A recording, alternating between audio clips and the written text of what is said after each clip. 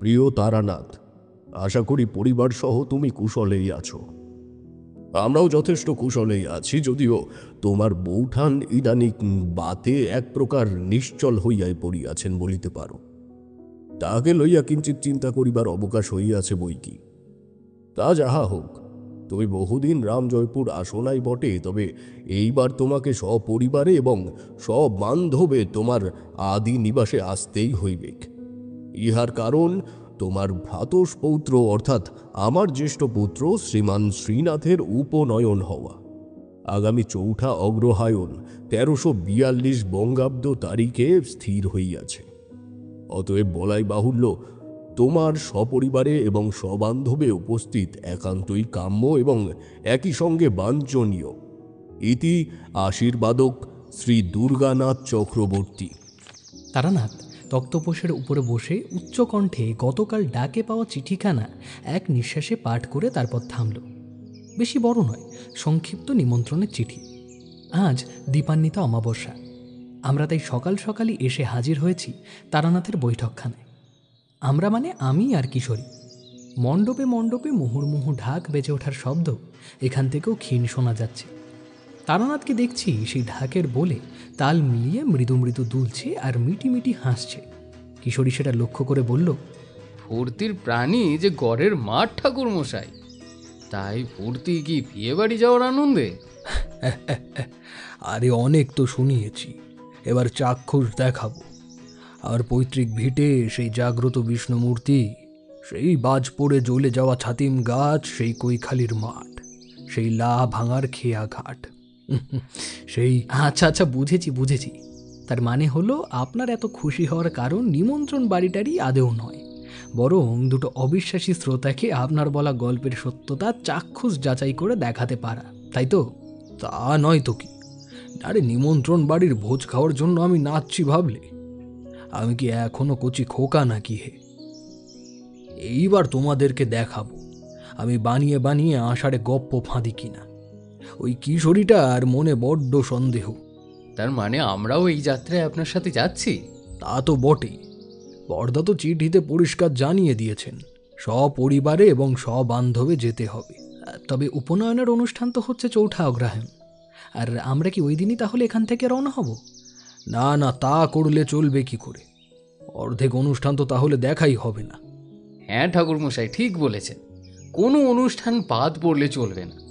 এই প্রথম দেখব গ্রাম্য দেশের আয়োজন অনুষ্ঠান। এখন থেকেই ভেবে আনন্দ হচ্ছে। গ্রামের নিমন্ত্রণ বাড়ি হলো গিয়ে একটা দেখার মতন উৎসব।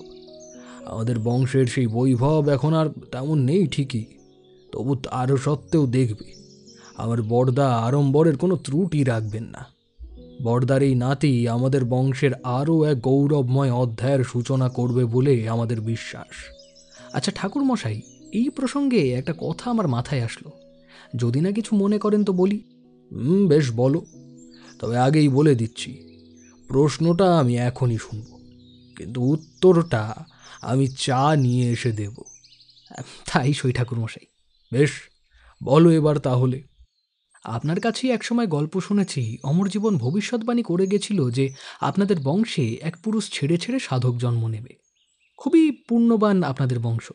সেক্ষেত্রে হিসেব মতন এই শ্রীনাথের প্রজন্মেই কেউ না কেউ আবারও ঈশ্বরের সাধনার চরম পথে হাঁটবে। তো আপনি তো একজন দিব্যজ্ঞানী মানুষ, আপনি খুঁজে পেয়েছেন এই প্রজন্মের কারোর মধ্যে তেমন কোনো লক্ষণ? আশ্চর্য ব্যাপার দেখলাম, দিব্যি হাসি খুশি লোকটা আমার এই প্রশ্ন শুনে কেমন একটা থতমত হয়ে গেল। দেখে মনে হলো তার মুখমণ্ডল থেকে একে যেন সমস্ত রক্ত শুষে নিয়েছে, ফলে মুখ সম্পূর্ণ ফ্যাকাশে হয়ে গিয়েছে। সত্যি বলতে কি, অপ্রস্তুত বোধ করতে লাগলাম। ওনাকে এমন বিব্রত করতে আমি চাইনি।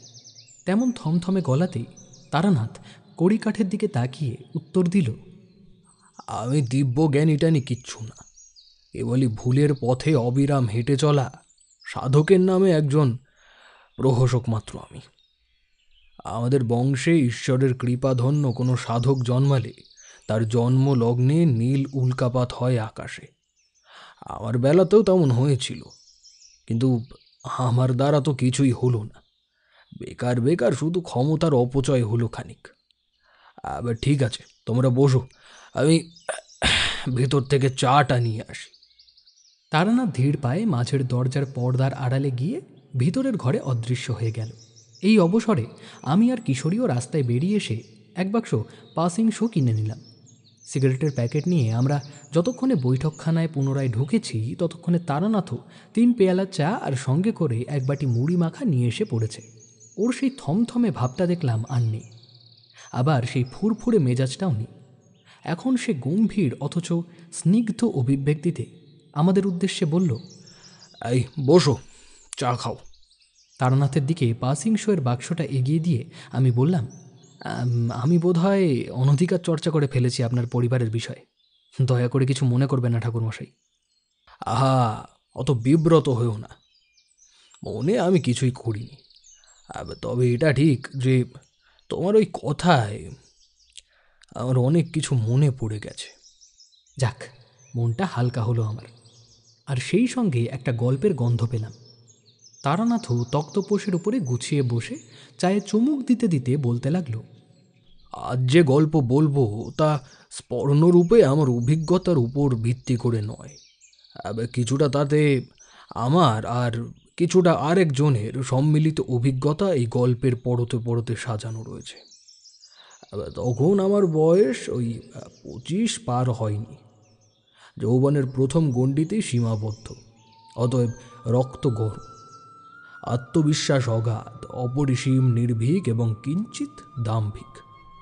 সদ্য দেবীর বর পেয়ে তখন নিজেকে মনে হতো অপরাজেয় একজন বীর সাধক। মনে সাধনার বীজ মন্ত্র আর শিরায় শিরায় বীর রসের রক্তস্রোত। সে এক সময় ছিল বটে।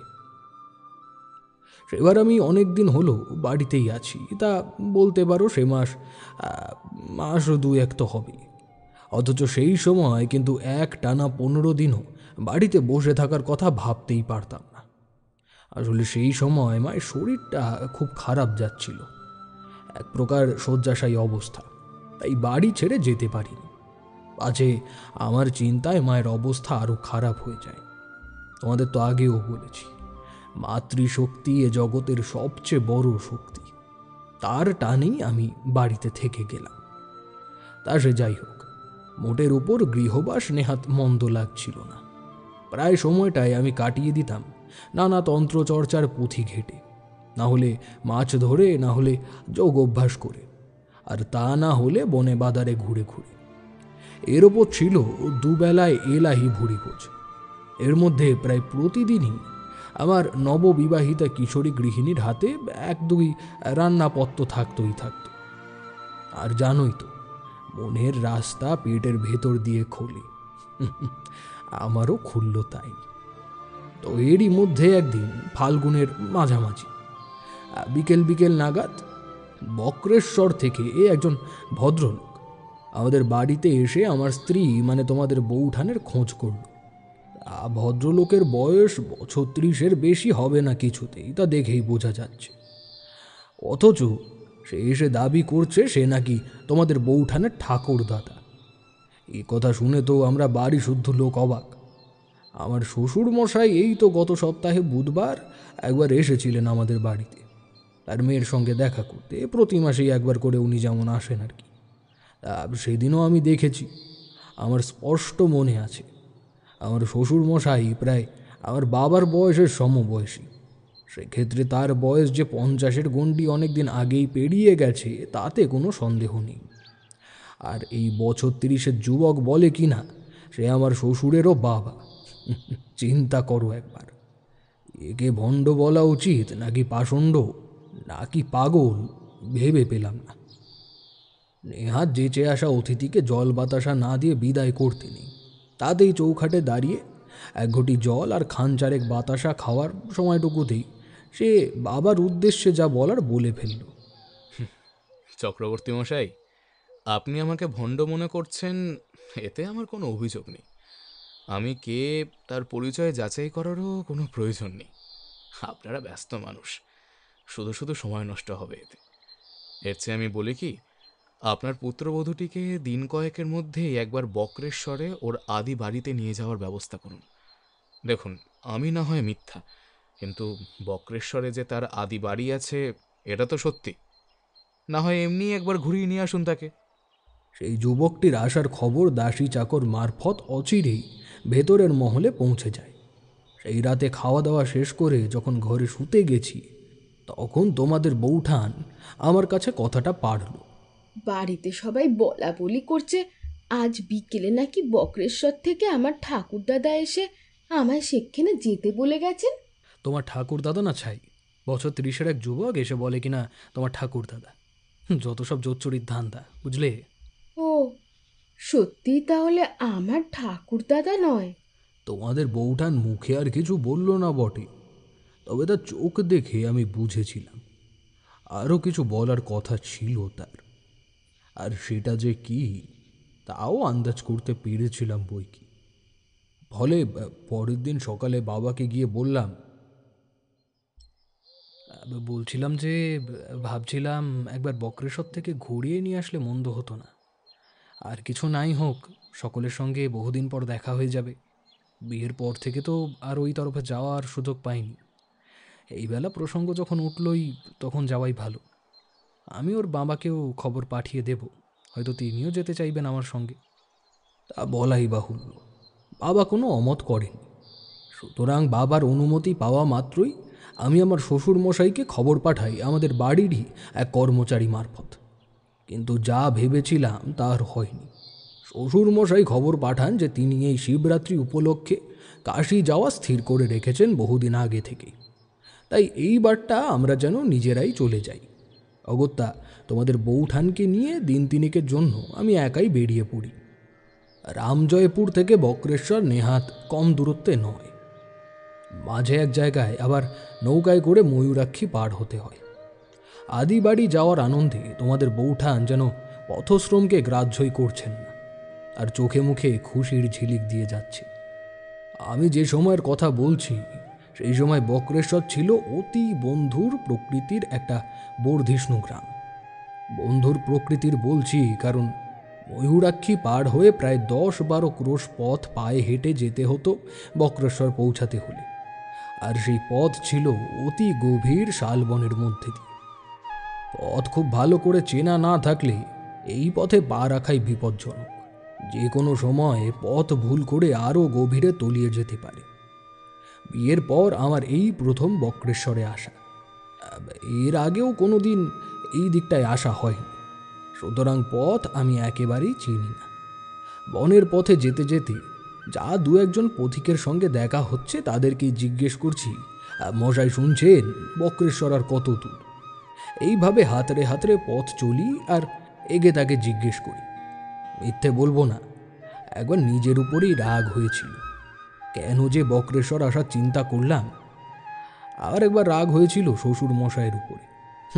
ভাবলাম আমরা একলা যাচ্ছি শুনে আমাদের সঙ্গে আসলেই তো পারত, অন্তত পথ চেনে এমন একজন লোকই না হয় দিয়ে দিত।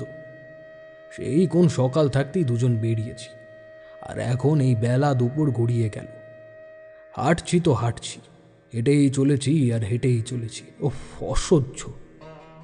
অনির্দিষ্টের দিকে পরিব্রাজক হয়ে দিনের পর দিন পথে পথে হাঁটতে আমার কোনো কষ্ট হয় না, বিরক্তও লাগে না। কিন্তু ঠিকানা হাতে নিয়ে পথ খুঁজে মরতে আমার একেবারেই বিরক্তকর লাগছিল। কত ক্রোশ পথ হেঁটেছি জানি না। বনের মধ্যে হিসেব রাখা সম্ভবও ছিল না। তবে সন্ধে নামবার মুখে আমরা দুজন গভীর বন থেকে অপেক্ষাকৃত ফাঁকা একটা জায়গায় এসে পৌঁছলাম। লম্বা লম্বা শাল গাছের বদলে স্থানটায় অতি প্রাচীন একটা বট গাছকে ঘিরে গোল করে দাঁড়িয়ে আছে অসংখ্য ঝাঁকড়া ঝাঁকড়া তেঁতুল গাছ। দেখে মনে হচ্ছে বট গাছটাকে ঘিরে তেঁতুল গাছগুলো মৃদু বাতাসের তালে তালে আদিবাসীদের ভঙ্গিতে নৃত্য করছে। মনে রেখো, সেই সময় কিন্তু আমার বয়স 25-এরও কম। সাধনায় প্রকৃত সিদ্ধ লাভের পথে একটিও মার্গ কি নিদেন পক্ষে একটি সদ্গুরু তখন খুঁজে পাইনি। সম্বল বলতে বংশের গুণে পাওয়া জন্মগত সহজাত কিছু অনুভূতি, পাগলির দেওয়া অল্প কিছু ক্ষমতা আর মধুসুন্দরী দেবীর বর, এগুলোর কোনোটাই একজন উৎকৃষ্ট সাধকের জন্য যথেষ্ট নয়। তা না হোক, উৎকৃষ্ট সাধক আমি নাই বা হলাম, তার সত্ত্বেও বনের বাইরে সেই তেঁতুল বটে ঘেরা ফাঁকা স্থানটায় মাটিতে পা রাখতেই চমকে উঠলাম। গলা দিয়ে অচিরেই যন্ত্রণা কাতরের চিৎকার বেরিয়ে এলো। না, ঠিক চমকে উঠলাম বলা যাবে না, তার চেয়ে বলা ভালো ছিটকে গেলাম। যেন কয়েক হাজার সূঁচ আমার পায়ের তলায় কে বিধিয়ে দিতে লাগলো। অসহ্য সেই যন্ত্রণায় এক পাও আর এগোতে পারছি না। সেখানে কোকিয়ে উঠে মাটিতে বসে পড়লাম। তবে আশ্চর্যের বিষয়ে বনের সীমানার মধ্যে কোনো রকমে শরীর সমেত পা দুটোকে টেনে হিঁচড়ে সরিয়ে আনতেই নিমেষে সব ব্যথা যন্ত্রণা উধাও হয়ে গেল। এই যে একটু আগেও আমার পায়ের তলায় লক্ষ লক্ষ সূচ ফোটার যন্ত্রণা হচ্ছিল, এখন তার আর নামমাত্র উপলব্ধি হচ্ছে না। পায়ের যন্ত্রণা থেকে মুক্তি পেতেই আমার নজর পড়ল তোমাদের বউঠানের উপর। আমাকে এমন আচমকা যন্ত্রণায় ছটফট করে কাতরাতে দেখে সে নিজেও ভয়ে আতঙ্কে ঠকঠক করে কাঁপতে লাগলো। বলল, ওগো, কি হলো তোমার? এমন করছো কেন? কি কষ্ট হচ্ছে তোমার? হ্যাঁ? বলে বিলাপ করতে থাকে। আমার কানে তখন সেসব বিলাপের বাক্য কিছুই ঢুকছে না। আমার চোখ আটকে গেছে তোমাদের বউঠানের পায়ের দিকে। সে অনায়াসেই বনের গণ্ডির বাইরে সেই ফাঁকা চত্বরটা এখনো দাঁড়িয়ে আছে। তার শরীরে কোনো বিকার নেই। তোমাদের বউঠানের অতগুলো বাক্যবাণের উত্তরে আমি তাকে হতভম্বের মতন পাল্টা একটা প্রশ্ন করে বসলাম। তোমার জন্ম কোথায় হয়েছিল তুমি জানো? হ্যাঁ, জানি তো। আমার বাবার মুখেই তো শুনেছিলাম। আমার জন্ম হয়েছে আমাদের আদি বাড়ি বক্রেশ্বরে। বক্রেশ্বরে পৌঁছে গেছি তার মানে? হ্যাঁ গো, এই তো পৌঁছেই গেছি। বনের মধ্যে আমি অত পথ চিনি নে ঠিকই, তবে গ্রামে ঢোকার মুখে এই তেঁতুল বটের আসার দেখেই আমি চিনেছি। এই জায়গাটাকে গ্রামের লোকেরা তেঁতুল বটের আসর বলে। কিন্তু তুমি চিনলে কি করে? তুমি তো বললে তুমি এর আগে কখনো এখানে আসোনি। তোমার মুখ দেখেই চিনে নিয়েছি গগিন্নি। এই বলে মশকরা করলাম একটু তোমাদের বউঠানের সঙ্গে। বেচারি বড্ড ভয় পাইয়ে দিয়েছিলাম। সে তো আর জানে না তাকে রক্ষা করেছে তার জন্মভূমি স্বয়ং। জন্মভূমির টান মায়ের টানের চেয়েও কোনো অংশে কম না। কিন্তু এই মাটি আমায় রক্ষা করবে কেন? আমি তো এই মাটির কেউ না। তা যাই হোক, সাহসে ভর করে উঠে দাঁড়ালাম। তারপর বাম হাতের তালুতে বনভূমির এক মুঠো ধুলো কুড়িয়ে নিয়ে তাতে ডান হাতে তর্জনী স্পর্শ করে মন্ত্র পাঠের পর সেই ধুলো দিয়ে নিজের কপালে তিলক এঁকে মেদিনী বীজে নিজের দেহ বন্ধন করে নিলাম, যাতে আমাকে স্বয়ং বসুন্ধরা রক্ষা করে। এই বিদ্যা যখন তখন কার্যকারী হয় না। যখন বিস্তীর্ণ অঞ্চল জুড়ে অশুভ কিছু প্রভাব বিস্তার করে থাকে, তখনই একমাত্র এই বন্ধন কাজ করে। আমি ততক্ষণে বুঝেছিলাম এই পুরো গ্রামটাই এখন অশুভ কিছুর আস্তরণে ঢাকা পড়ে গেছে। কিন্তু সেটা যে কি আর কতখানি অশুভ তা আমি তখনও বুঝিনি। তখন আমার বয়সটা যদি 25-এর নিচে না হয়ে 35-এর উপরে হতো, তাহলে হয়তো সেই অজানা অশুভ শক্তিকে জানার মোহটা সেই বনের সীমান্তেই ঝেড়ে ফেলে দিয়ে ফেরার পথ ধরতাম। কিন্তু তখন আমি সেই মোহকে আদৌ উপেক্ষা করতে পারি। ভেবেছিলাম আমি যথেষ্ট ক্ষমতাশালী, একজন দিব্যজ্ঞানী সাধক হয়ে উঠেছি বুঝি। তাই আমার এটা দায়িত্ব যে আমি এই গ্রামকে অশুভ ছায়ার কবল থেকে বাঁচাবো। বিশ্বাস করো, একদম বুঝতে পারিনি যে এই সংকল্পটা কতটা ভুল করে ফেলেছি। এবার আর পথ চিনতে কোনো অসুবিধে হয়নি। সেই দিনটা ছিল কৃষ্ণপক্ষের একাদশী। একখণ্ড চাঁদের আলো অতি ক্ষীণ, তাতেও তোমাদের বউঠান পথ চিনিয়ে গ্রামের ভেতর দিয়ে আমাকে নিয়ে যেতে লাগলো ওদের আদি বাড়ির দিকে। তোমরা জানো নিশ্চয়ই, বক্রেশ্বরের 51 সতীপীঠের একটি অবস্থিত। এখানে সতীর আজ্ঞাচক্র মানে মন পতিত হয়েছিল। দেবী এই পীঠে মহিষ মর্দিনী রূপে পূজিতা। আর পথ চলতে চলতে তোমাদের বউঠানের কাছে শুনলাম তার ঠাকুরদা ছিলেন এই মহিষ মর্দিনী দেবীর মন্দিরের ভোগ প্রস্তুতকারী ব্রাহ্মণ। এখন বললে বিশ্বাস করবে না, বক্রেশ্বর বরাবরই খুব বিখ্যাত তীর্থক্ষেত্র।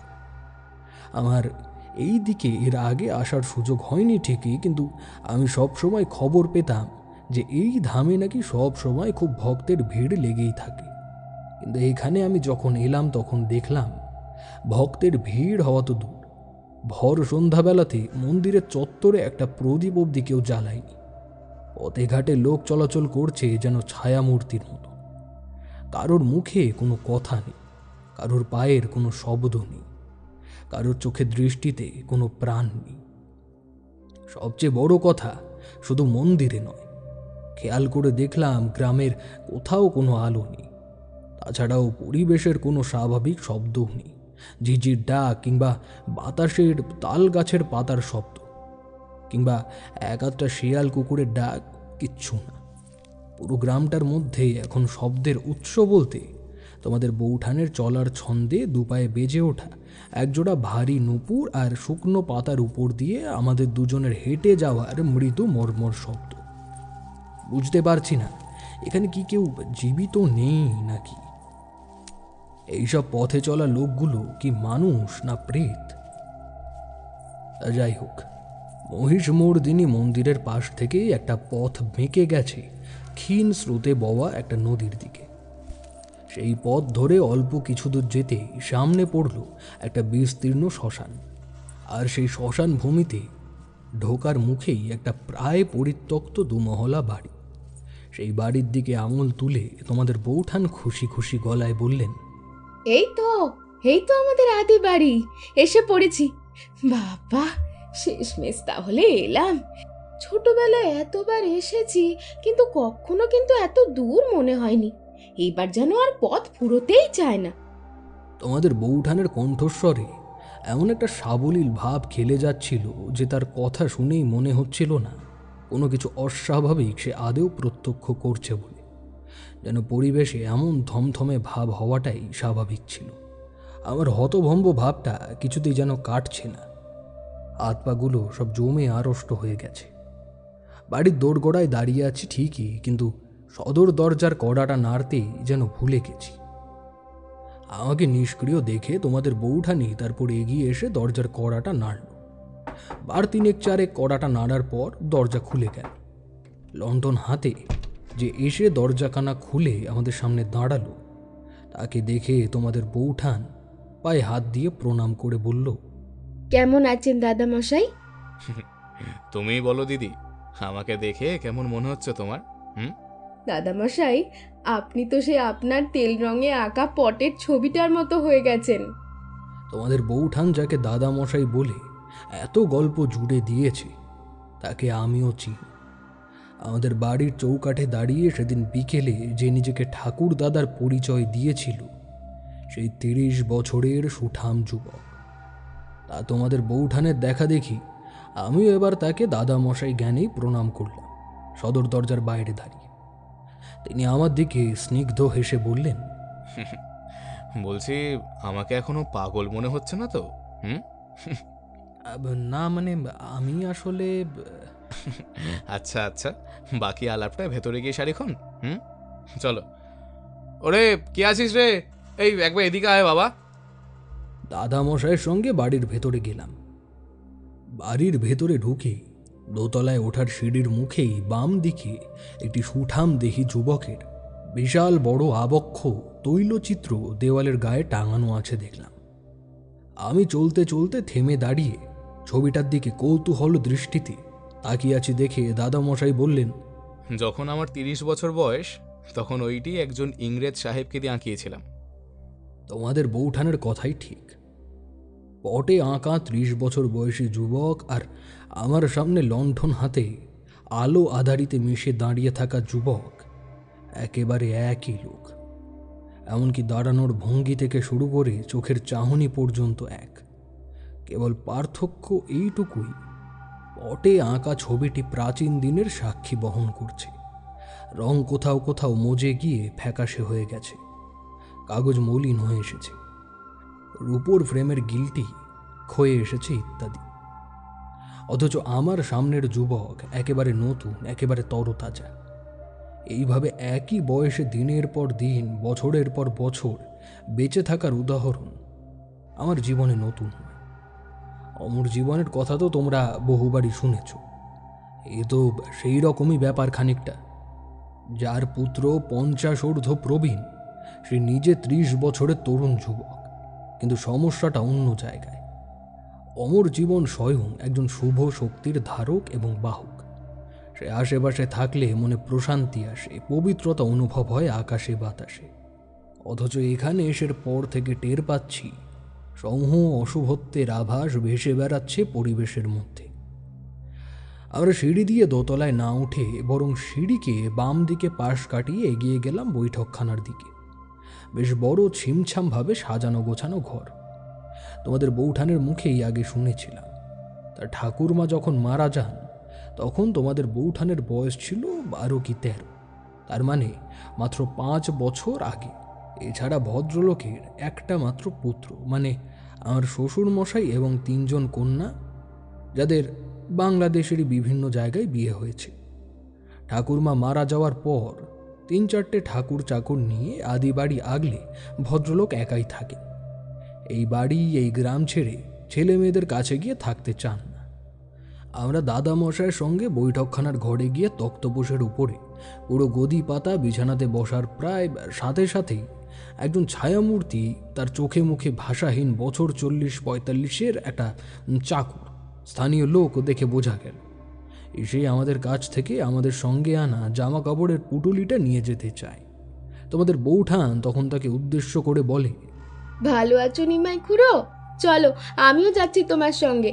পথে কাপড় চোপড় বদলে একেবারে হাত মুখ ধুয়ে নেব। আমার থাকার ঘরখানা দেখিয়ে দেবে, চলো তো। এই বলে সে নিমাই খুড়োর সঙ্গে সিঁড়ি দিয়ে দোতলায় উঠে গেল। ওরা দোতলায় উঠে যেতেই আমি মনের স্বাভাবিক চেতনার ভান প্রাণপণে একত্র করে দাদামশাইকে সরাসরি প্রশ্ন করলাম, আপনার নাতনি কি কিছু অনুভব করতে পারছে না? ও এত স্বাভাবিকভাবে এই বিষয়গুলোকে বিনা প্রশ্নে মিলিয়ে নিচ্ছে কিভাবে? মানিয়ে নিতে পারছে কারণ দেবাংশী কন্যা সে, এবং দাদামশাই হয়তো আরও কিছু বলতেন, কিন্তু তার কথার মাঝখানেই বাধা পড়ল দোতলার উত্তর দিক থেকে আসা এক প্রাণঘাতী চিৎকারের শব্দ। তোমাদের বৌঠানের চিৎকার। দাদামশাইয়ের প্রতিক্রিয়া জানার আর তখন আমার অবকাশ নেই। আমি রুদ্ধশ্বাসে একসঙ্গে 2-3টে করে সিঁড়ি টপকে টপকে কয়েক মুহূর্তের মধ্যে উপরে গিয়ে পৌঁছলাম। দেখি উত্তর দিকের একটা ঘরের বাইরে নির্বিকারে দাঁড়িয়ে আছে নিমাই খুড়ো। আমি সেই দিকে ছুটে গিয়ে দেখি ঘরের ভেতরে দাঁড়িয়ে ঠক ঠক করে কাঁপছে তোমাদের বৌঠান। ভয়ে তার বাক রোধ হয়ে গেছে। কেবল ফ্যাস ফ্যাস করে চিড়ে যাওয়া গলা থেকে একটা অস্ফুট শব্দ বের হচ্ছে। আমি এগিয়ে গিয়ে তার মাথায় হাত রেখে সাহস দিয়ে বলি, শান্ত হও, শান্ত হও, আমি আছি, কোনো ভয় নেই, শান্ত হও। আমি যখন তোমাদের বৌঠানকে শান্ত করছি তখন দাদামশাই নিমাই খুড়োকে প্রশ্ন করল, কি দেখে আমার দিদিভাই এত ভয় পেল নিমাই? দাদামশাইয়ের প্রশ্নের উত্তরে এই প্রথম নিমাই খুড়োকে কথা বলতে শুনলাম। বললে বিশ্বাস করবে না, মনে হলো যেন পাতালের গভীর থেকে উঠে আসা তার গলার স্বর, অথচ জলজ্যান্ত লোকটা আমার চোখের সামনেই দাঁড়িয়ে আছে। চাপা, ক্ষীণ, অস্পষ্ট এবং নির্বিকার গলা। উত্তরে সে যা বলল তা আরোই মারাত্মক। ঘিন্নিমা এই ঘরে তখন ছিলেন বাবু, যখন বড় খুকি এ ঘরে এলো। আচ্ছা ঠিক আছে, তুই যা, আর এই ঘরে কিছু খাওয়া দাওয়ার দিয়ে যখন, ওরা ক্লান্ত, নিশ্চয়ই খিদে পেয়েছে ওদের। নিমাই খুড়ো চলে যেতে দাদামশাই তোমাদের বৌঠানের কাছে এগিয়ে গিয়ে নরম গলায় বললেন, দিদিভাই, ঠাকুমাকে দেখে কেউ ভয় পায় নাকি? হ্যাঁ, ঠাকুরমা আর আসবে না, কেমন? আমি বারণ করে দেব, আর ভয় পায় না, ঠিক আছে? তুমি আমার দিদি ভাইয়ের কাছেই এখন থাকো। তোমরা ক্লান্ত, এখন একটু বিশ্রাম করো। কাল সকালে তোমাদের সব কিছু বুঝিয়ে বলবো, তখন সব কথা হবে, কেমন? ও হ্যাঁ, তুমি বিচক্ষণ ছেলে, বুঝতেই পারছো যে পরিস্থিতি ভালো নয়, তাই একা একা কোথাও যেও না, এমনকি বাড়ির কোথাও না, ভয় পেয়ে যাবে মিছিমিছি। চলি এখন, বিশ্রাম করো তোমরা, ঠিক আছে? শেষের কথাগুলো তার নাতনি শুনতে না পায় এমনই নিচে গলায় বললেন দাদামশাই। সত্যি বলতে কি, জ্ঞানের পরিধি তখন এতটাই কম ছিল যে কি ঘটে চলেছে এই গ্রামটাকে কেন্দ্র করে তা কিছুই বুঝে উঠতে পারছিলাম না। মনের মধ্যে কৌতূহলের ঝড় ক্রমশই বেড়ে চলেছে। অন্য সময় হলে দাদা মশাইয়ের বারণ সত্ত্বেও নিজেই অনুসন্ধান করার চেষ্টা করতাম, কিন্তু আজ পথশ্রমে বিস্তর ক্লান্তি জড়িয়ে ধরল যেন শরীরটাকে। নিমাই খুড়ো রাত নামবার আগেই ঘরে খাওয়ার পরিবেশন করলেন। আমাদের দুজনকে খাইয়ে তবে গেছে। খেতে খেতে তোমাদের বৌঠান প্রশ্ন করল, হ্যাঁ গো, দাদামশাইকে ফেলে আমরা এখনই খেয়ে নেব নিমাই খুড়ো? দাদামশাই কখন খাবেন? একটু আগে যে তোমাদের বৌঠান অতখানি ভয় পেয়েছিল, তা এখন আর তার গলা শুনে বা চোখ মুখ দেখে বোঝার উপায় নেই। সে তেমনই হাসি খুশি প্রাণবন্ত অবস্থায় অনায়াসেই ফিরে গেছে, যেন এই একটু আগেও তার সঙ্গে অদ্ভুত কিছুই ঘটেনি। তবে তোমাদের বৌঠানের প্রশ্নে যা উত্তর দিল তা নিঃসন্দেহে অদ্ভুত বই কি। নিমাই খুড়ো বলল, কর্তাবাবুর খিদে পায় না, তাই কর্তাবাবু খান না, এমনকি ঘুমও পায় না। তিনি ঘুমোয় না আর খায়ও না। খিদে পায় না, ঘুম পায় না কেন? ব্যামো হয়েছে বুঝি? কবরেজ দেখাও নেই? আমি জানি না, কর্তাবাবু জানেন সব। ঠিক আছে, ঠিক আছে, কাল আমি নিজেই দাদামশাইকে জিজ্ঞাসা করব। সারাদিনের ধকলের পর বিছানায় শুতেই নিমেষের মধ্যে গভীর ঘুমে ঘুমিয়ে পড়লাম। ঘুম ভাঙল বিপুল এক শঙ্খ ঘণ্টার আওয়াজে। ভালো করে শুনে বুঝলাম আওয়াজটা আসছে মহিষমর্দিনী দেবীর মন্দির থেকে। ফাল্গুনের মাসে এখনো শীতল আমেজ আছে, তাই জানলার কপাটগুলো বন্ধ করেই শুয়েছিলাম। ঘুম ভেঙে যেতে বিছানাতেই উঠে বসে হাত বাড়িয়ে মাথার কাছে জানলাটা খুলে দিয়ে দেখি তখন আলো ফোটে। সন্ধ্যার মতন বা বলা চলে গোধূলির মতন হয়ে আছে আকাশ। তা কি আর করার, ভাবলাম এত সকালে বাড়িতেও কেউ ওঠেনি, তাই আমিও আর এক দফা ঘুমিয়ে নিই। কিন্তু চকিতে মনে পড়ে গেল কাল রাতে নিমাই খুড়োর বলা কথাটা। সত্যি কি এরা কেউ ঘুমোয় না? বিছানা থেকে নেমে পড়লাম। যাচাই করে একবার দেখতেই হবে। তোমাদের বৌঠান জেগে না ওঠে, তাই সন্তর্পণে পা টিপে টিপে আস্তে আস্তে দৌড় খুলে বাইরে বেরিয়ে এলাম। দোতলা থেকে একতলায় নেমে এসে বৈঠকখানা ঘরে পা রেখেই দেখি দাদামশাই সত্যি সজাদা বসে আছে। আমাকে দেখে মৃদু হেসে প্রশ্ন করলেন, বলো তো দেখি, এখন সময় কত হলো? সঠিক জানি না, তবে ভোর 4টের বেশি না। আমিও সঠিক জানি না। আমিও সঠিক জানি না। গত 1 বছর যাবৎ এখানে দিনও হয় না আর রাতও হয় না, শুধু ওই সন্ধ্যা। যে যার ইচ্ছা মতো সময়কে এখানে কল্পনা করে নিয়ে চলেছে। যেমন মন্দিরের সেবায়েত ব্রাহ্মণ এই সময়টাকে দিনের প্রথম প্রহর ভেবে দেবীকে জাগ্রত করলেন। আজ থেকে 1 বছর আগেও পৃথিবীর সঠিক নিয়মে দিনের প্রথম প্রহরেই দেবীকে জাগানো হতো, তাই আর কি। দাদামশাই, এই গ্রামে কেউ আলো জ্বালে না কেন?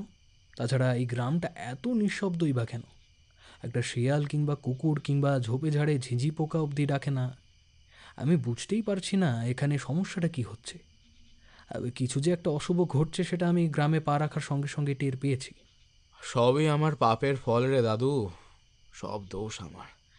এই গ্রামের এমন দুর্দশার জন্য আর কেউ না, শুধুমাত্র আমিই দায়ী, শুধুমাত্র আমিই দায়ী।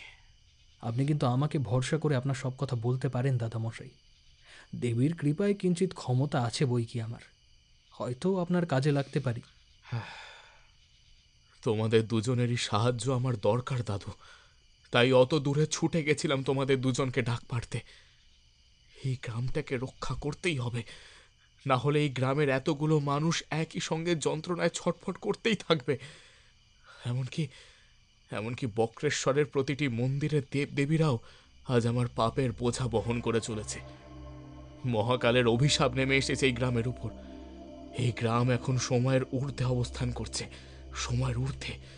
এখানে দিন নেই, এখানে রাত নেই, সপ্তাহ নেই, মাস নেই, বছর নেই, কাল নেই, আজ নেই, আগামী নেই, আলো নেই, আধার নেই, শব্দ পর্যন্ত নেই। আর সবচেয়ে বড় কথা এখানে জন্ম মৃত্যু কিচ্ছু নেই, সব যেন থমকে গেছে। তার মানে অতীত বর্তমান ভবিষ্যৎ এখানে সহাবস্থান করে, তাই কাল ঠাকুরমায়ের অতীত দিনের অবয়ব ও এখানে দেখতে পেয়েছিল।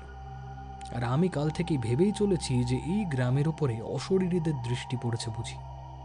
এই বাড়িতে, এই পুরো গ্রামে এমন অনেক কিছুই দেখতে পাবে যা বর্তমানের, আবার অনেক কিছু দেখতে পাবে যা অতীতের, আবার এমন অনেক কিছু দেখতে পাবে যা ভবিষ্যতের। কি যে আসলে ঘটছে, কি যে আগে ঘটে গেছে আর কি ঘটতে চলেছে, তার হিসাব রাখাই কঠিন হয়ে পড়েছে। যে পৃথিবীর স্বাভাবিক নিয়ম মাফিক গত বছর পর্যন্ত আমার বয়স ছিল 86 বছর 7 মাস 12 দিন। এই বয়সে সাধারণত মানুষের নিজের চিন্তা ছেড়ে দিয়ে ঈশ্বরের চিন্তা করে। আমিও তাই করতাম। সারা দিন বক্রেশ্বর শিবের মন্দিরেই সময় কাটাতাম। মন্দির চত্বরে আমার সতীর্থের অভাব ছিল না। সৎসঙ্গ, নাম কীর্তন এসবই ছিল আমার জীবনে। একসময় মহিষ মর্দিনীর ভোগ রান্না করেছি নিয়মিত আমার এই নিজের হাতে।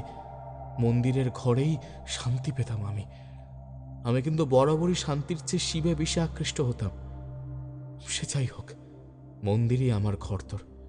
শুধু রাতে আর দুপুরে কেবল এই দুবার ঘুমোতে আমি এই বাড়িতে ফিরতাম।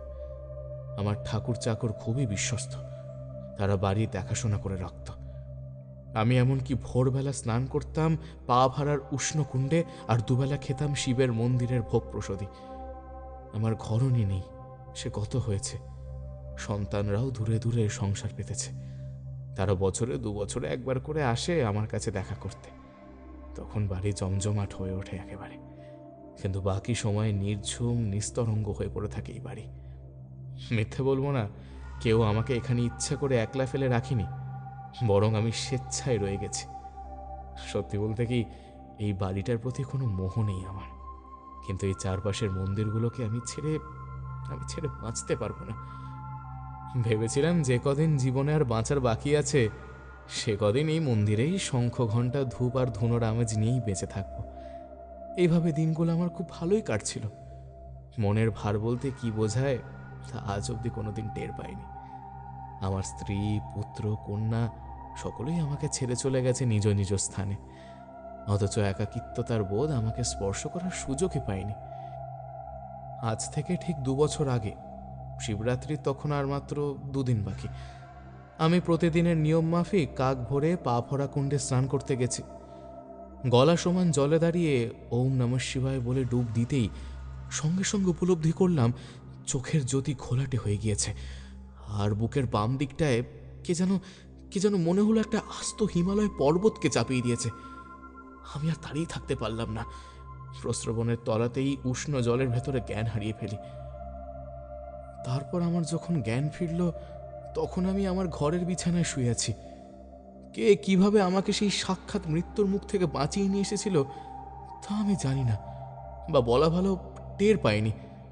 তবে নিমাইয়ের কাছে পরে শুনেছিলাম যে নাকি এক ভীষণ দেখতে অঘরী বাবা আমাকে বাঁচিয়েছে, আর গ্রামের কিছু স্থানীয় লোক আমাকে বাড়িতে পৌঁছে দিয়ে যায়।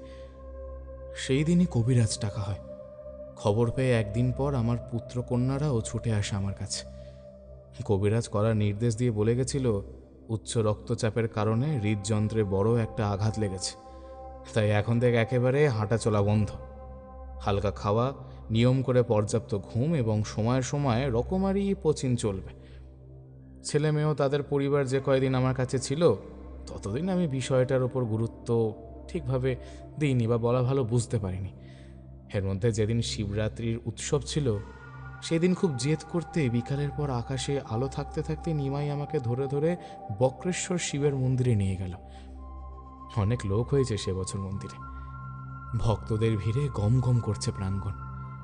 মুহুর্মুহু শঙ্খ ঘণ্টা বেজে উঠছে, মুহুর্মুহু বাবার জয়ধ্বনি রব উঠছে। আমি মন্দিরের বাইরের বাঁধানো বইতলায় বসেছিলাম। আমার যারা সতীর্থ তারাও আজ খুব ব্যস্ত মন্দিরের ভেতরে। হওয়ারই কথা। আমি আর নিমাই দুজন অল্প কিছুক্ষণ মাত্র বসেছিলাম। তাতেই বুঝলাম এত ভিড় আমার শরীরে সহ্য হচ্ছে না। এত কোলাহল, এত শব্দ চারিদিকে, রীতিমতো অসহ্য লাগছে আমার। অসম্ভব ঘাম হচ্ছে আমার। নিমাইকে বললাম, চল নিমাই, বাড়ি ফিরে যায়, এখানে আর ভালো লাগছে না। এই বলে মন্দিরের চত্বর থেকে ফেরার পথ ধরলাম। ধীরে ধীরে হেঁটে যখন বাড়ির একেবারে দোরগোড়ায় এসে গেছি, তখন শ্মশানের দিক থেকে একটা গম্ভীর ভাবী গলায় বম ভোলে ভেসে এলো। বাড়ি ঢুকতে গিয়েও দাঁড়িয়ে পড়লাম। নিমাইও দাঁড়িয়ে পড়ল আমারই সঙ্গে। তখন সন্ধ্যা নেমেছে, চতুর্দশীর আকাশে কোনো আলো নেই, তাই দূর থেকে ভেসে আসা গলাটার চেহারা ঠিক দেখা যাচ্ছিল না। গম্ভীর গলায় সেই লোকটি সম্ভবত কোনো সাধক, মনে হলো অন্ধকারের ভেতর থেকে আমাকে উদ্দেশ্য করে বলল, সময় ফুরিয়ে আসার আগেই মহাকালের রথের চাকা উল্টো দিকে ঘুরিয়ে দিতে হবে। তোর সময় ফুরিয়ে এসেছে। মহাকালের গর্ভে তলিয়ে যাওয়ার আগেই আমি বলে দিয়ে গেলাম। ভয় পেলাম, খুব ভয় পেলাম এই কথাটা শুনে। আমার বাড়ির ভেতরেই আমার আপন সন্তানরা আমার অপেক্ষা করছে, অথচ আমার নিজেকে চরম একলা মনে হলো। ভয় ভয় নিমাইকে বললাম, আমাকে আমাকে ও কি বলে গেল রে নিমাই? আমাকে ও কি বলে গেল? লোকটা মোটাই খ্যাপা। চলুন বাবু, ভেতরে চলুন। নিমাইয়ের সঙ্গে তর্ক বাড়ালাম না আর। তখনকার মতো চুপ করে গেলাম ঠিকই, কিন্তু ভুললাম না কথাগুলো। সপ্তাহ দুয়েকের মধ্যেই আমার শরীর আবার যথেষ্ট তরতাজা হয়ে উঠল। কবিরাজ এবার আমার নাড়ি পরীক্ষা করে বলল, নিয়ম করে খাওয়া, ঘুম আর পাচন যেমন চলছিল তেমনই চলবে, তবে হাঁটা চলা করায় আর কোনো বাধা নেই। শরীর এখন যথেষ্ট আয়ত্তে আছে। ধীরে ধীরে সব স্বাভাবিক হয়ে গেল। ছেলেমেয়েরাও নিজেদের নিজেদের জায়গায় ফিরে গেল। আমি আবার একা এবং স্বাধীন হয়ে গেলাম। এবার আমি প্রথমে বুঝলাম একাকিত্বটা আসলে কি। সেদিন মন্দিরে গিয়ে আমার প্রবল হিংসা হয়েছিল আমার সঙ্গীদের প্রতি। আজ এই একলা ঘরে বসে তা আমি টের পাচ্ছি। অসুস্থ বুড়ো মানুষ সহজেই বাতিল হয়ে যায়, বাকিরা তার জন্য কেউই নিজের গতি স্লথ করে না। হাঁটাচলা করা চলতে পারে, কবিরাজ বলেছে। তাই দেয়ালের হুক থেকে ছড়িটা নামিয়ে নিয়ে আজ 2 সপ্তাহ পর আবার একাই পথে বার হলাম। শরীর হয়তো দুর্বল নয়, দুর্বল আমার মন। ছড়ি ঠুকে ঠুকে আস্তে আস্তে হাঁটা শুরু করলাম। তবে আর মন্দিরে যাইনি, যেতে ইচ্ছাও করেনি। বাড়ি থেকে বেরিয়ে শ্মশানের দিকে হাঁটতে লাগলাম। খুব বিখ্যাত এই শ্মশান। নিত্য সব যাত্রীর ভিড়, কোলাহল, বিলাপ কান্না লেগেই থাকে। সেদিনও পাশাপাশি 2টো চিতা চলছিল। চিতাগুলোর দিকে তাকাতেই মনে হলো আগুনের শিখাগুলো যেন এগিয়ে এসে এক্ষুনি আমাকে ছুঁয়ে ফেলবে। কাঠ ফাটার মটমট শব্দ যেন কানের ভেতর দিয়ে মাথার ভেতর পর্যন্ত প্রতিধ্বনি তুলছে। চিতার দিক থেকে আতঙ্কে মুখ ফিরিয়ে নিয়ে বিপরীত দিকে তাকাতেই দেখলাম এক বছর 20-22 যুবক অঘরীর বেশে নদীর পাড়ে ছাকরা তেঁতুল গাছের নিচে ধুনি জ্বালিয়ে আমার দিকেই সটান দৃষ্টি দিয়ে বসে আছে। প্রায় উলঙ্গ বেশ, সর্বাঙ্গে চিতার বিভূতি মাখা, কপালে যোগ তিলক, ডান পাশে একটা রুদ্রাক্ষ জড়ানো ত্রিশূল মাটিতে পোতা। আমি আগে পিছে না ভেবেই সোজা তার সামনে গিয়ে দাঁড়ালাম। আমাকে দেখে একটা ময়লা বাঘছাল ছুড়ে দিয়ে বাবাজি বলল, বস এখানে। সেদিন সন্ধ্যায় অন্ধকারে শোনা সেই গম্ভীর ভারী কণ্ঠ।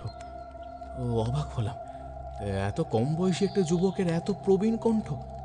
যতই অঘোর সাধক হোক না কেন, দেহতত্ত্ব বলে একটা কথা তো আছে নাকি? এও তো মানুষ রে বাবা। আমি চুপ করেই বসে রইলাম কিছুক্ষণ। ধ্বনির আঁচ একটু একটু করে তাপ ছড়াতে লাগলো। বাবাজি খানিক ওম হুম হুম ইত্যাদি বলে বিভিন্ন রকম অঙ্গভঙ্গি করতে শুরু করলো। মন্দিরেই আমার অর্ধেক জীবন কেটেছে। এতকালে বিভিন্ন সাধক আমি দেখেছি। ভাবলাম নিমাই ঠিকই বলেছিল, এই লোকটা পাগলই হবে। সেখান থেকে উঠে যাব ভাবছি, এমন সময় বাবাজি অঙ্গভঙ্গি থামিয়ে অপ্রত্যাশিতভাবে আমাকে বলল, জলের তলা থেকে তোকে বাঁচিয়ে এনেছি এমনি এমনি নাকি? সেদিনই জম এসে তোর শিয়রে দাঁড়িয়েছিল, আমি ভাগিয়ে দিয়েছি। তোর মধ্যে উপযুক্ত লক্ষণ আছে। তোকে আমার একটা কাজ করতে হবে, বিনিময়ে তোকেও আমি কিছু দেব। তবে সাবধান, জম ওত পেতেই আছে, নাগালে পেলেই নিয়ে যাবে। মৃত্যুকে কি ঠেকিয়ে রাখা যায় বাবা? যখন হওয়ার ঠিকই হবে, ও সব নিয়ে মিথ্যা আশা করি না। কিন্তু কিন্তু আমাকে দিয়ে তোমার কি কাজ হবে সেটা তো বুঝতে পারছি না। সময়ের চাকা উল্টো দিকে ঘুরিয়ে দিলেই মৃত্যু দূরে চলে যায়। তোকে সেসব নিয়ে ভাবতে হবে না। তুই আমার কাজটা করে দিলেই আমি তোকে এই বিদ্যা শিখিয়ে দেব। বুঝলাম, বাবাজি বয়স কমানোর বিদ্যার কথা বলছে। আত্মবিশ্বাসী যে কোনো মানুষ শুনলে ভাববে রূপকথার গল্প বলছে বাবাজি নিশ্চয়। কিন্তু তখন আমি এতটুকু আত্মবিশ্বাসী ছিলাম না, তাই বাবাজির কথা অগ্রাহ্য করতে পারিনি। বাবাজিকে বললাম, আমাকে কি করতে হবে? হ্যাঁ, মহাকালের গর্ভ থেকে ফিরিয়ে আনবো আমার ভৈরবীকে, আর সেই সঙ্গে প্রতিশোধ নেব তার উপরে যে আমাকে সঙ্গীহারা করেছিল। বহুদিন ধরে আমি উপযুক্ত লোক খুঁজেছি, কিন্তু পাইনি। অবশেষে তোকে যখন পেলাম, ততদিনে তোর বুড়ো হয়ে মরণের ডাক এসে গেল রে। আমার দরকার 30 বছর বয়সী যুবক। তোর মতো এমন ঘাটের মোড়া দিয়ে আমার চলবে না। তাই তোকে আমি প্রথমে সঞ্জীবন চক্রে সিদ্ধ করব, তারপর তোকে আমার কাজে ব্যবহার করব। সঞ্জীবন চক্র মানে? এটা একটা সাধনার পদ্ধতি, খুব গুহ্য, খুব গূঢ়। এতে সংকল্পকারীর আয়ু ইচ্ছা মতো নিয়ন্ত্রণ করা যায়। আজ থেকে 5 মাস পর শ্রাবণী অমাবস্যার রাতে তোকে নিয়ে সঞ্জীবন চক্রে বসব। এই 5 মাস তুই নিজের চুলে তেল জল দিবি না। বৃহৎ কুটিল জটা চাই আমার। এখন যা, পালা এখান থেকে। বম বম ভোলে, বম বম ভোলে। বাবাজির এমন কিছু একটা শক্তি ছিল যার জন্য ওনার কথায় আমি প্রতিবাদ করতে পারিনি। এমনকি মনে হলো যেন উনি যতটুকু অধিকার দিয়েছেন আমি ততটুকুই প্রশ্ন ওনাকে করতে পেরেছি। এর চেয়ে বেশি কৌতূহল মনে জাগেনি তা নয়, কিন্তু মুখ ফুটে তা বলতে পারিনি। তাছাড়া বাবাজিকেও আমার মনে হয়েছে উনি নিজেও সম্ভবত নিজের বয়স নিয়ন্ত্রণ করেন। না হলে একটা 20-22 বছরের যুবক অঘরী রমন তেজ আসে কি করে? সত্যি সত্যি 5 মাস যাবৎ বাবাজির কথা মতো চুলে তেল জল দেওয়া বন্ধ করে দিলাম। স্বাভাবিক জীবনযাপনই করি, শুধু চুলটাকে যত্ন করে অঘরীদের মতো রুক্ষ জাটা জুটো বানাই, এই মাত্রই যা। 2-3 অন্তর একবার করে শ্মশানে যাই। দূর থেকে দাঁড়িয়ে দেখি কখনো বাবাজি ধ্যান করছেন, কখনো সেই রকম হাত পা ঘুরে বিশ্রী অঙ্গভঙ্গি করছে, আবার কখনো হয়তো মাটিতে টস হয়ে শুয়ে ঘুমাচ্ছে। সেই দিনের পর আর তার কাছাকাছি যায়নি। দেখতে দেখতে 5 মাস কেটে গেল। শ্রাবণ মাসের দাপটে তখন বক্রেশ্বর ভাসছে একেবারে। এক নাগারে 7 দিন ধরে বৃষ্টি হয়েই চলেছে। আমি সেবারের মতো বর্ষা এর আগে বা পরে কখনোই দেখিনি। রাতের তখন 2য় প্রহর সবে বোধহয় পড়েছে। একে তো বাদলা, তার উপর আবার অমাবস্যা। অন্ধকারে গ্রামের কাঁচা রাস্তায় জলকাদার মধ্যে দিয়েই ছাতা মাথায় কোনো রকমে হাতড়ে হাতড়ে গিয়ে পৌঁছালাম শ্মশানে। বললে বিশ্বাস করবে না, এমন বৃষ্টির ফোঁটা পড়ছে আকাশ থেকে যেন মাটি ফুটো হয়ে যাবে তার আঘাতে। অথচ অবাক কাণ্ড, প্রাকৃতিক শক্তিকে বুড়ো আঙুল দেখিয়ে বাবাজি দেখলাম অনায়াসে ধুনিতে আঁচ উস্কে দিচ্ছে।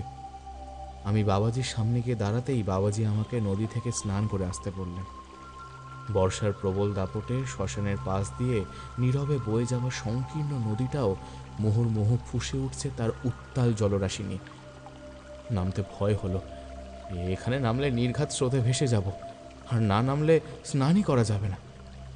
প্রথমটা আমি খেয়াল করিনি বাবাজি কখন আমার পিছনে এসে দাঁড়িয়েছিল।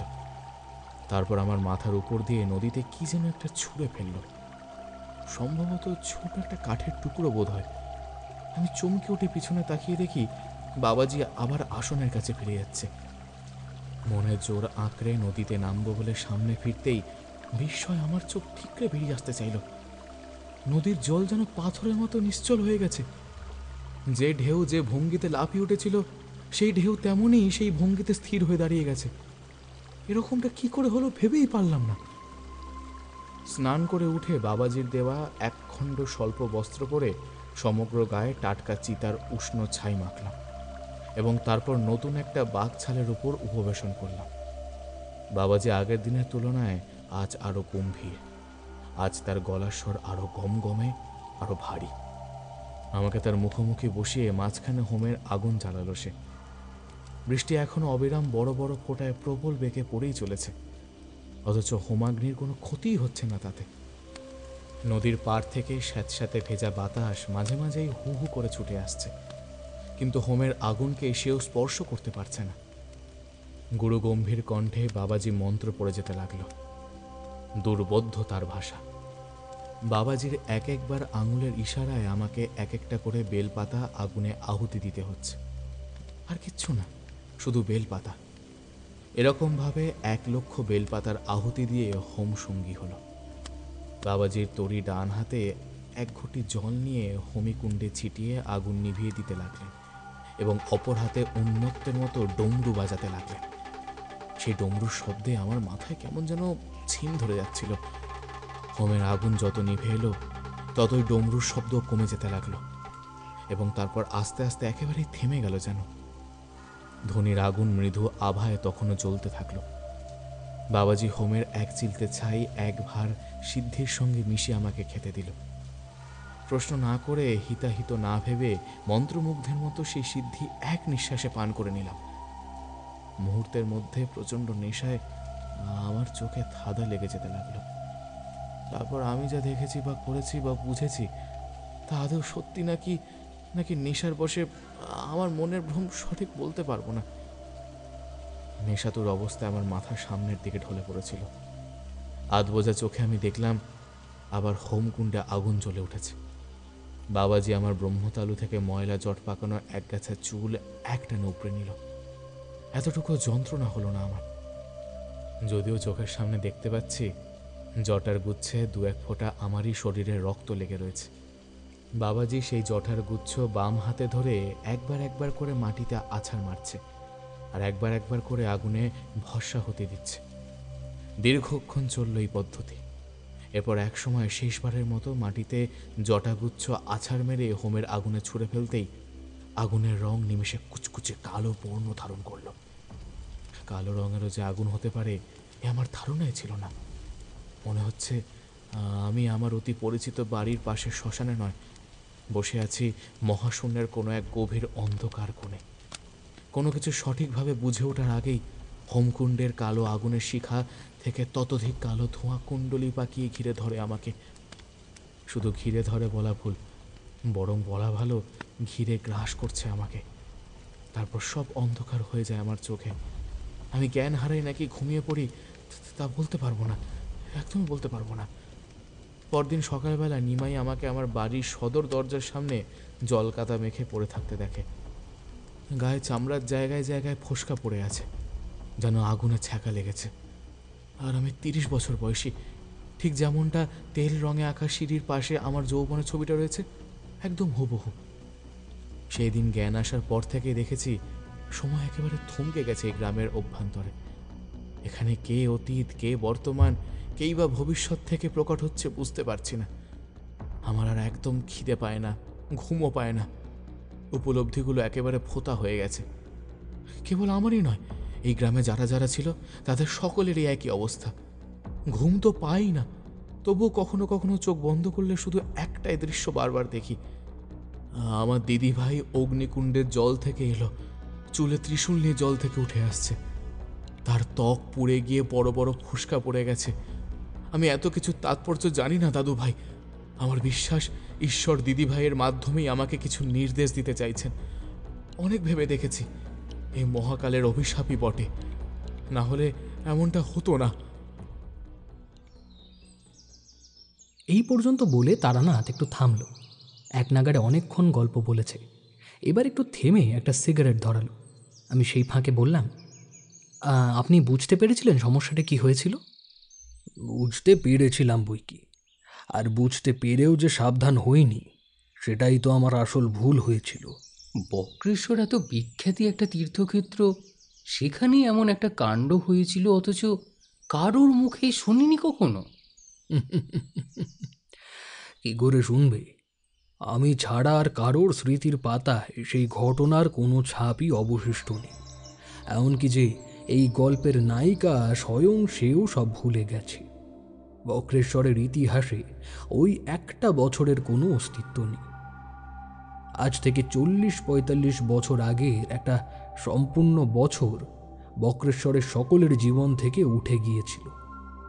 তা সেই প্রজন্মের লোকেরা হয়তো আজও উপলব্ধি করে না। তবে শোনো, এবার বাকি ঘটনার গল্পটা বলি। দাদামশাই অনুমান করেছিলেন যে তাদের গ্রামের উপর মহাকালের যে অভিশাপ লেগেছে তা তারই জন্য। কিন্তু তিনি না বুঝলেও আমি বুঝেছিলাম এই অভিশাপের কারণ আদৌ উনি নন। উনি কেবল পাশার একটা ঘুঁটি ছিলেন মাত্র। ওনাকে কেবলমাত্র ব্যবহার করা হয়েছে। এই অভিশাপের পেছনে আসল অপরাধী ছিলেন সেই অঘরী। বক্রেশ্বরের কেউ বা কারা সম্ভবত কোনো এক সময় ওই অঘরী বাবার ভৈরবীকে অন্যায়ভাবে হত্যা করে। অঘরী বাবা সেই হত্যার প্রতিশোধ নিতে এবং তার ভৈরবীকে মৃত্যুর গর্ভ থেকে আবারও তার কাছে ফিরিয়ে আনতে ব্যবহার করে দাদামশাইকে। সবচেয়ে ভয়ের ব্যাপার কি জানো?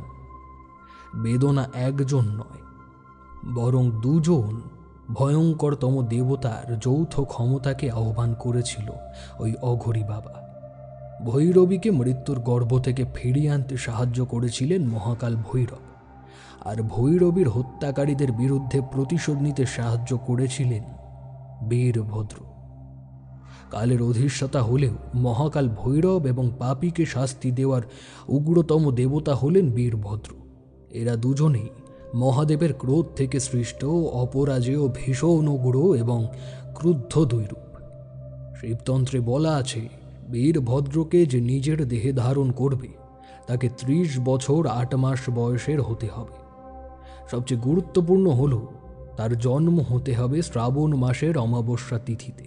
ঠিক যখন কালপুরুষের মধ্যভাগ শনি গ্রাস করে এবং একই সঙ্গে আকাশে ত্রিশূল আকৃতির বিদ্যুৎ পরপর 3 বার চমকে ওঠে, ঠিক তখন বীরভদ্রকে দেহে ধারণ করার ক্ষমতা সকলের থাকে না।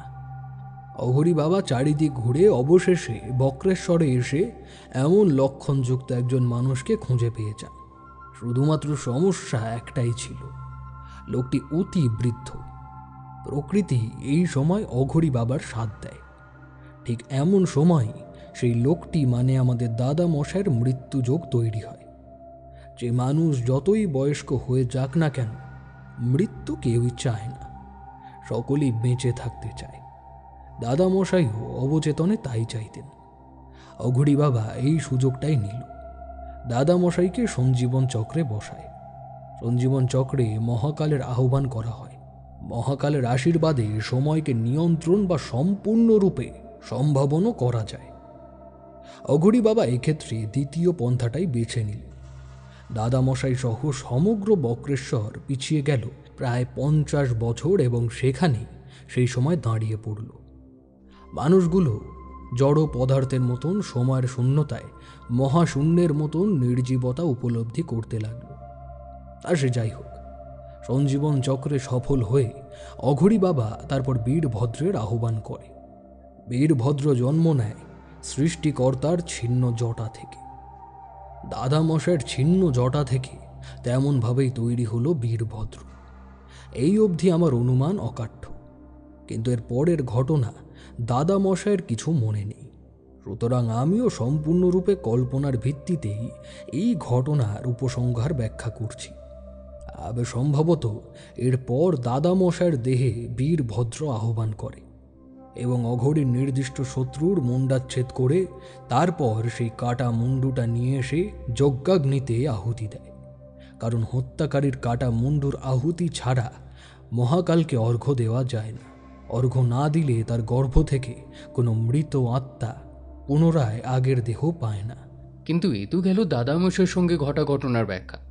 আসল বিপদ তো এখনো কাটেনি। এরপর বক্রেশ্বরে কি হলো? দাদামশাই আমাকে এরপর বলেছিলেন, আমি জানি না দাদু ভাই, আমার কি করা উচিত। গ্রামের মায়েদের গর্ভে যে সমস্ত শিশুরা ছিল তারা 1 বছরেও সময় থেমে যাবার দরুন ভূমিষ্ঠ হলো না।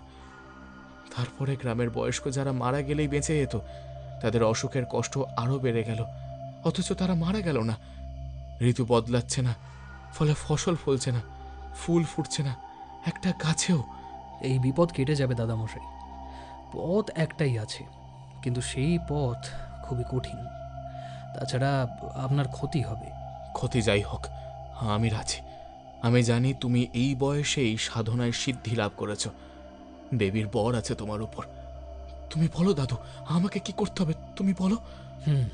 শুনুন তাহলে, মহাকালকে শান্ত করতে তার শক্তির সাহায্য চাই। অর্থাৎ 10 মহাবিদ্যার প্রথম মহাবিদ্যা দেবী মহাকালীর। তার জন্য এমন এক জাতিকা দরকার যার জন্ম কৌশিকী অমাবস্যা 3য় প্রহরে হয়েছে এবং জন্মের সময় রাহু ও কেতু একই সঙ্গে মঙ্গলের দৃষ্টি দিয়ে আহ্বান করেছিল। সেই জাতিকা আপনাকে মুক্তি দিলেই সময়ের এই স্তম্ভন কেটে যাবে। আর আপনাকে মুক্তি দেওয়ার জন্য সেই অস্ত্রটার দরকার যা দিয়ে আপনি পাপীর সংহার করেছিলেন। তেমন জাতিকা আছে বই কি, আমার দিদিভাই তেমনই এক জাতিকা। আমি রাজি দাদু ভাই, আমি রাজি। তুমি যা বলছো আমি তাতেই রাজি। কিন্তু সমস্যা হলো, সেই অস্ত্র কোথায় আছে আমি তো জানি না। আমি জানি, মানে অনুমান করতে পারছি। সেই অস্ত্র আছে অগ্নিকুণ্ডের জলের তলায় উত্তর পূর্ব কোণে উল্টো করে পোতা, বা হয়তো আপনি পুঁতে রেখে আসেন পাপীকে বধ করার পর। সম্ভবত সেই অস্ত্র হলো একটি ত্রিশূল। আপনার সেই স্বপ্নই আপনাকে পথ দেখাতে চেষ্টা করেছে বারংবার। আমি রাজি দাদু ভাই, তুমি ব্যবস্থা করো। আজ আমি একটু বনের দিকে যাব, কিছু উপাদান চাই, মূলত বেলপাতা। আগামীকাল শিবরাত্রি, এই কাজ করার জন্য উপযুক্ত তিথি। পরদিন মানে শিবরাত্রির দিন মধ্যরাতে আমরা 3 জন, মানে আমি, দাদামশাই আর তোমাদের বৌঠান শ্মশানে গিয়ে পৌঁছাই। একেবারে অন্ধকার এবং নিঃশব্দ শ্মশান ভূমি। দেখে মনে হচ্ছে গত 1 বছরে এই ভূমিতে একটিও চিতা জ্বলেনি। দাদামশাইয়ের আজ কোনো কাজ নেই, আজ উনি দর্শক মাত্র। আমি তোমাদের বৌঠানকে নদী থেকে স্নান করে নিয়ে এসে একটা রক্ত বস্ত্র পরিয়ে দিলাম। তারপর তাকে নিয়ে যজ্ঞে বসলাম। আমি কেবলমাত্র মন্ত্র পাঠ করছি, আর তোমাদের বৌঠান সেই যজ্ঞের আগুনে আহুতি দিচ্ছে। কখনো ঘি, কখনো মধু, কখনো কর্পূর, কখনো রক্ত জবার ফুল, কখনো বেলপাতা, আবার কখনো শেয়ালের রক্তে ভেজানো 1 গাছা তুষ। জীবনে অনেক ধরনের যজ্ঞ করেছি, অনেকগুলোতে নিজেও সংকল্প করেছি, কিন্তু সেবারের মতন তেমন ভয়ঙ্কর যজ্ঞ আমি আর দুটো দেখিনি। যজ্ঞ তখনও মাঝপথে। তোমাদের বৌঠান কুশাসন থেকে উঠে দাঁড়িয়ে হঠাৎ করে পালিয়ে যেতে চাইল। প্রথমটায় আমিও ঘাবড়ে গেলাম, বুঝতে পারিনি যে কি দেখে এমন ভয় পেল সে। তারপর তার দৃষ্টি অনুসরণ করে আমার মাথার পিছনে তাকাতেই আমার বুকের ভেতরটাও ভয়ে খালি হয়ে গেল। দাঁত মুখ বিকৃত করে উগ্র কেশ এক কুটিল মূর্তি আস্তে আস্তে যজ্ঞ বেদির দিকেই এগিয়ে আসছে।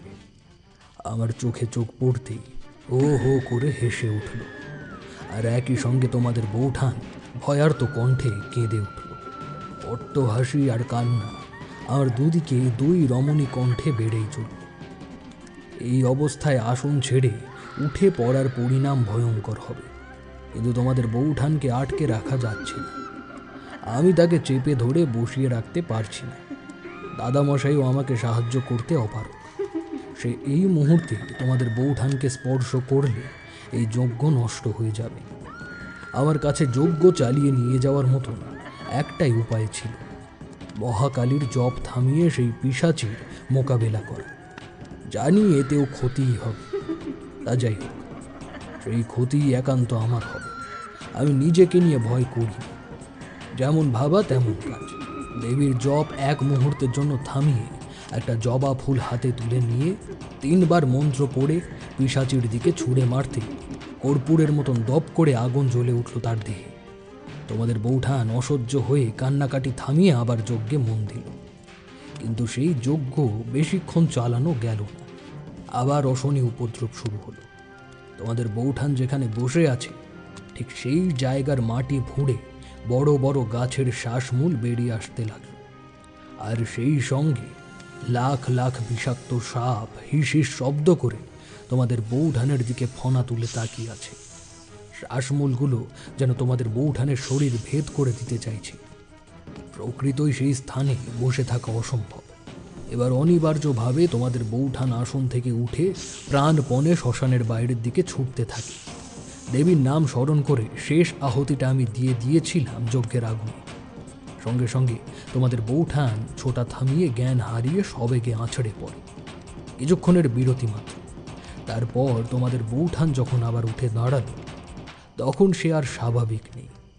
তার হাঁটার ভঙ্গি আর পাড়াগায়ের বধূসুলভ নেই। সাক্ষাৎ জগৎ জননী নির্ভয়ে হেঁটে যাচ্ছে সামনের দিকে। তার পায়ে নুপুরে বাজছে স্বর্গীয় ঝংকার। যজ্ঞ সফল হয়েছে। তোমাদের বৌঠানের পিছু পিছু আমি আর দাদা মশাইও হাঁটতে থাকলাম। তোমাদের বৌঠান বাতাসের বেগে হাঁটছে, আমরা তাল রাখতে পারছি না। যখন সে অগ্নিকুণ্ডের ফুটন্ত গরম জলে গলা সমান নেবে পড়েছে, আমরা তখনও সেদিক থেকে 200 গজেরও বেশি দূরে। আমরা দুজন যখন অগ্নিকুণ্ডের সামনে এসে দাঁড়ালাম, তখন তোমাদের বৌঠানকে জলের উপরে আর দেখা যাচ্ছে না। সেই এখন জলের তলায় শুধুমাত্র টকবক করে অগ্নিকুণ্ডের জল ফোটার শব্দ জেগে রয়েছে। বেশ কিছুক্ষণ পর তোমাদের বৌঠান বোবা দৃষ্টিতে দাদামশাইয়ের দিকে তাকিয়ে জল থেকে উঠে আসতে লাগল। তার সর্বাঙ্গে ফোসকা পড়ে গেছে দেখতে পাচ্ছি, কিন্তু তার কোনো ভ্রুক্ষেপ নেই। তার হাতে চকচক করছে একটি তীক্ষ্ণ ত্রিশূল। কোনো ভনিতা ছাড়াই তোমাদের বৌঠান সোজা এগিয়ে এসে দেহে সমস্ত শক্তি একত্র করে এক কোপে দাদামশাইয়ের শিরোচ্ছেদ করে দেয়। সঙ্গে সঙ্গে পরপর 3 বার আকাশে বিদ্যুৎ চমকে ওঠে। ত্রিশূলের আকৃতির বিদ্যুৎ। দাদামশাইয়ের কাটা মুন্ডটা সবেগে গিয়ে অগ্নিকুণ্ডের ফুটন্ত জলে পতিত হয়, আর তার ধরটা মাটিতে লুটিয়ে পড়ে। তবে আশ্চর্যের বিষয় এই যে দাদামশাইয়ের দেহ থেকে নির্গত রক্ত ওই মাটি আমূল শুষে নেয়, এবং কোথা থেকে শত শত শেয়াল এসে তার দেহের হাড় মাংস সব ছিঁড়ে ছিঁড়ে খেয়ে নির্মূল করে দিতে লাগলো দাদামশাইয়ের দেহ। তোমাদের বৌঠান আবারও নিঃশব্দে গিয়ে অগ্নিকুণ্ডের তলায় ত্রিশূলটাকে উল্টো করে পুঁতে দিয়ে আসে। শেষবারের মতন অগ্নিকুণ্ডের জল থেকে উঠে এসে তোমাদের বৌঠান অজ্ঞান হয়ে মাটিতে লুটিয়ে পড়ে।